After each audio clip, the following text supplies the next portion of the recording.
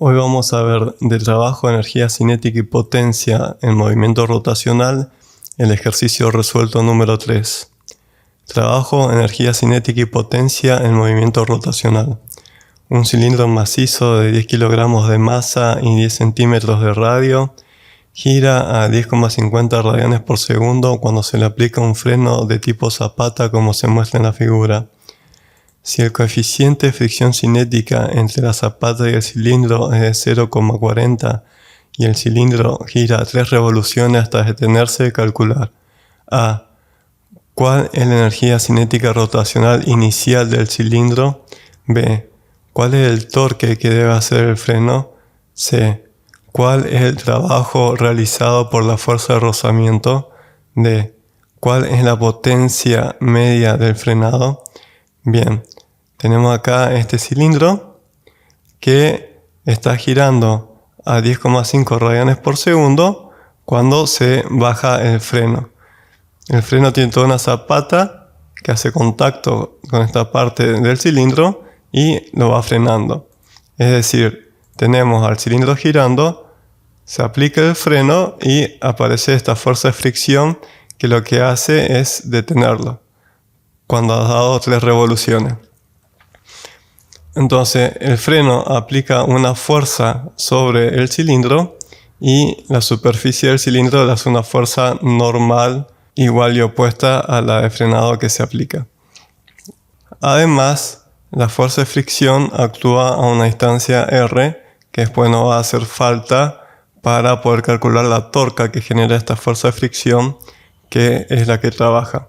Vamos a elegir positivo el sentido de rotación en sentido horaria, que es como estaba girando inicialmente nuestro cilindro, y a partir de ahí lo que vamos a hacer es calcular cuál es la energía cinética rotacional inicial del cilindro, cuál es el torque que hace esta fuerza de fricción y cuál es el trabajo rotacional que hace este freno o esta fuerza de fricción y cuál es la potencia media del frenado.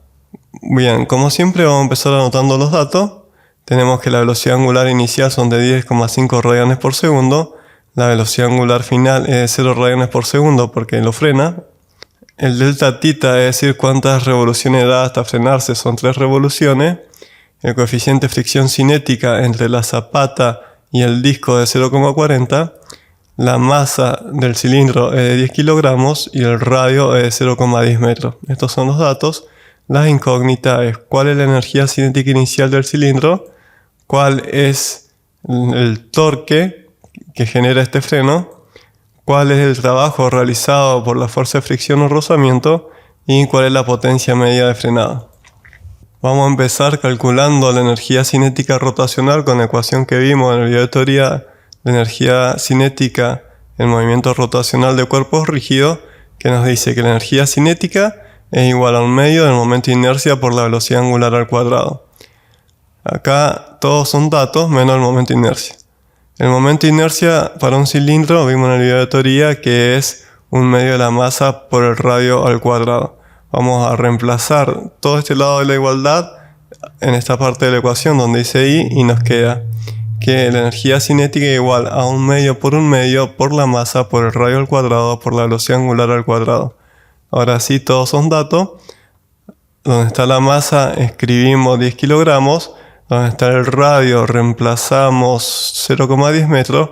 Y donde está la velocidad angular escribimos 10,5 radianes por segundo. Y nos queda que la energía cinética es igual a un cuarto de 10 kilogramos por 0,10 metros al cuadrado por 10,5 radianes por segundo al cuadrado. Hacemos esta cuenta y nos da que la energía cinética es de 2,76 joules. Bien, fíjense que no es muy grande la energía cinética porque es un disco pequeño de 10 kilogramos que tiene una velocidad angular muy baja de 10,5 radianes por segundo. Ahora lo que nos piden es calcular cuál es el torque que debe hacer el freno. Bien, vamos a aplicar el análogo rotacional de la segunda ley de Newton, que nos dice que la sumatoria de torcas que actúan sobre el cilindro es igual al momento de inercia por la aceleración angular del cilindro. Para aplicar esta ecuación vamos a tener que realizar un diagrama de cuerpo libre. Acá tenemos al cilindro. Sobre el cilindro actúa esta fuerza de fricción que lo frena. Está a una distancia R del eje de rotación.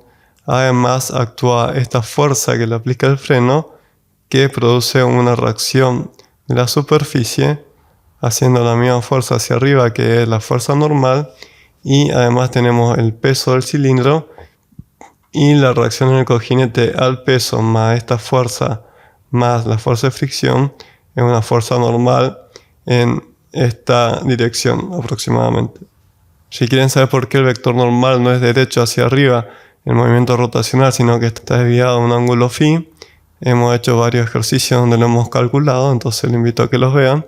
Pero básicamente el vector es el doble largo porque además del peso tenemos esta fuerza, que toda esta fuerza es como que el cilindro es más pesado, por lo que la fuerza normal tiene una longitud hasta acá arriba. Pero esto es un movimiento rotacional, no estacionario. Entonces tenemos esta fuerza de fricción que lo que hace es tratar de mover hacia allá al cilindro. Como resultado de esa fuerza de fricción, la fuerza normal se desvía la misma cantidad que el largo de la fuerza de fricción. Como le digo, ya hemos resuelto ese tipo de problemas en otros ejercicios. Si lo quieren ver, los invito. Ahora simplemente lo que vamos a hacer es lo siguiente. El peso no genera torque porque pasa por el eje de rotación. La fuerza que aplica el freno no genera torque porque su línea de acción pasa por el eje de rotación. La fuerza normal en la superficie tampoco genera torque porque su recta de acción pasa por el eje de rotación. Esta fuerza normal, que sería la sumatoria de la normal del cilindro más la normal de la fuerza y de la fuerza de fricción, tampoco genera torque porque su recta de acción pasa por el eje de rotación. Pero la fuerza de fricción es la única que genera torque y es el radio por la fuerza de fricción. Entonces, en esta ecuación nos queda que la torca generada por el freno es igual al momento de inercia por la aceleración angular. Pero la aceleración angular no la conocemos y la tenemos que calcular. Para ello vamos a convertir 3 revoluciones a radianes. Tenemos 3 revoluciones, sabemos que una revolución son 2 pi radianes, revolución se simplifica con revolución, hacemos 3 por 2 pi radianes y esto nos da 6 pi radianes o 18,85 radianes. Ahora, para calcular la aceleración, que es la incógnita que tenemos acá, usamos esta ecuación que vimos en el video de velocidad angular en la unidad cinemática de rotación de los cuerpos rígidos, que nos dice que la velocidad angular al cuadrado es igual a la velocidad angular inicial al cuadrado más 2 por la aceleración angular por la posición angular menos la posición angular inicial. Acá tenemos que despejar la aceleración angular, entonces este término lo pasamos a este lado de la igualdad restando.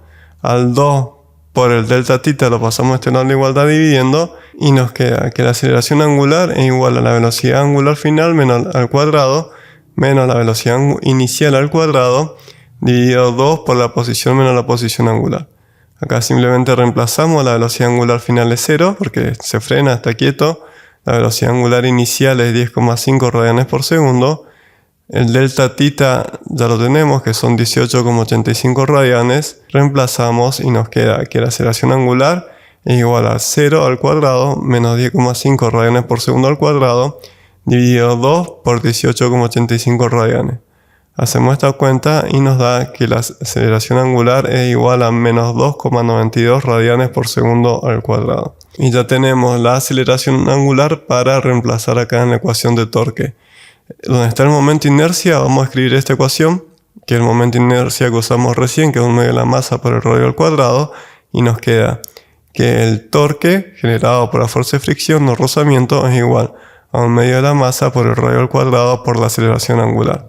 Acá reemplazamos donde está la masa, escribimos 10 kilogramos, donde está el radio escribimos 0,10 metros y donde está la aceleración angular escribimos menos 2,92 radianes por segundo al cuadrado y nos queda que el torque es igual a 1 medio por 10 kilogramos por 0,10 metros al cuadrado menos 2,92 radianes por segundo al cuadrado. Hacemos esta cuenta y nos da que el torque es menos 0,146 Nm. Está bien, fíjense que nos da el torque negativo porque lo que hace es generar una desaceleración. Y si siguiera trabajando, haría que acelere al revés. Pero como es un freno, una vez que se pare, se acabó esta fuerza de fricción. Porque están quietos. Entonces, al no moverse, no hay fricción. Ahora lo que nos piden es calcular cuál es el trabajo realizado por la fuerza de rozamiento. Para ello vamos a usar la ecuación que vimos del trabajo al movimiento rotacional, que nos dice que el trabajo hecho por la fuerza de fricción es igual al torque por delta tita. Vamos a reemplazar donde está el torque menos 0,146 Nm, donde está el desplazamiento angular vamos a escribir 18,85 radianes y nos queda que el trabajo realizado por el rozamiento o la fuerza de fricción es igual a menos 0,146 Nm por metro por 18,85 radianes.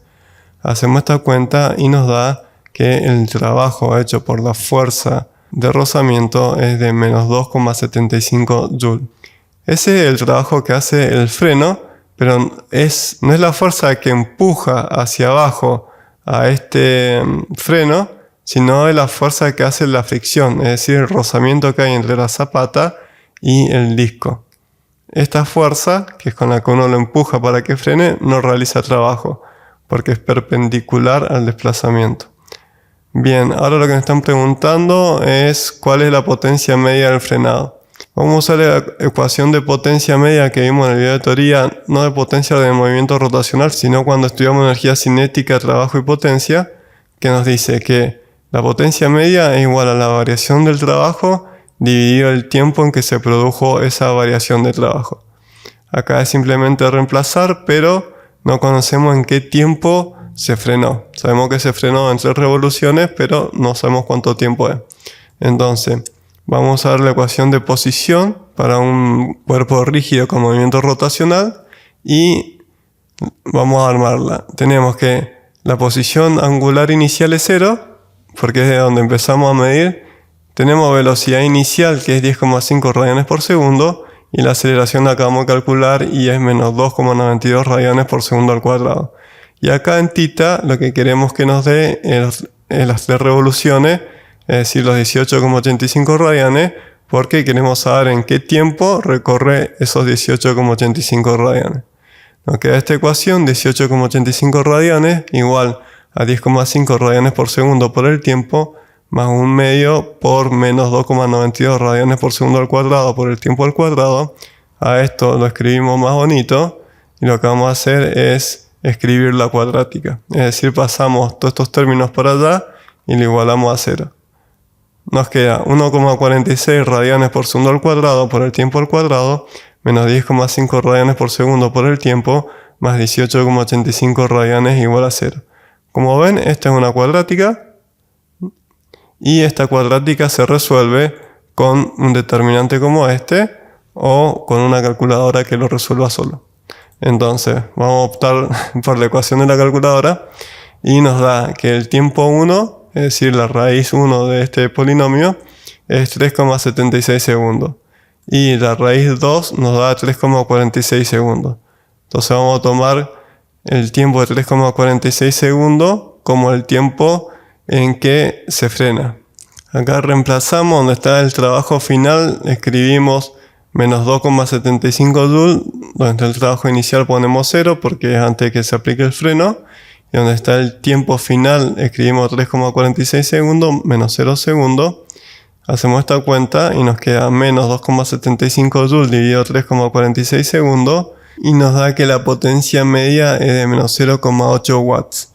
Esto nos está diciendo que el sistema está perdiendo energía a una velocidad de menos 0,8 watts, que son 0,8 Joule por segundo. ¿Y por qué pierde energía? Porque esto es un freno que genera esta fuerza de fricción y sabemos que toda fuerza de fricción o rozamiento produce pérdida de energía mecánica.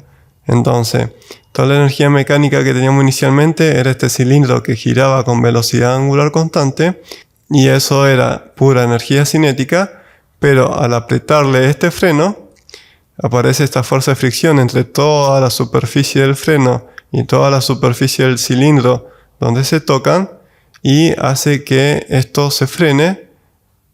No es que está disipando la energía, sino es que la está destruyendo porque la transforma a calor y un pequeño desgaste de ambas superficies y eso no se puede recuperar. Acuérdense que la energía se puede transformar siempre de una forma a otra, pero no siempre después de una transformación sigue siendo útil o se la puede seguir aprovechando. Bien, ahí este ejercicio quedó resuelto. Ya calculamos cuál es el torque que genera este freno, que lo que produce el torque es esta fuerza de fricción, que está a esta distancia R. Calculamos cuál es el trabajo hecho por este torque, cuál es la energía cinética inicial del cilindro y cuál es la potencia media con la que produjo trabajo este freno. Bien, si te sirvió el video, dale like, suscríbete para estar informado con los nuevos videos y no te pierdas el curso de física universitaria completo.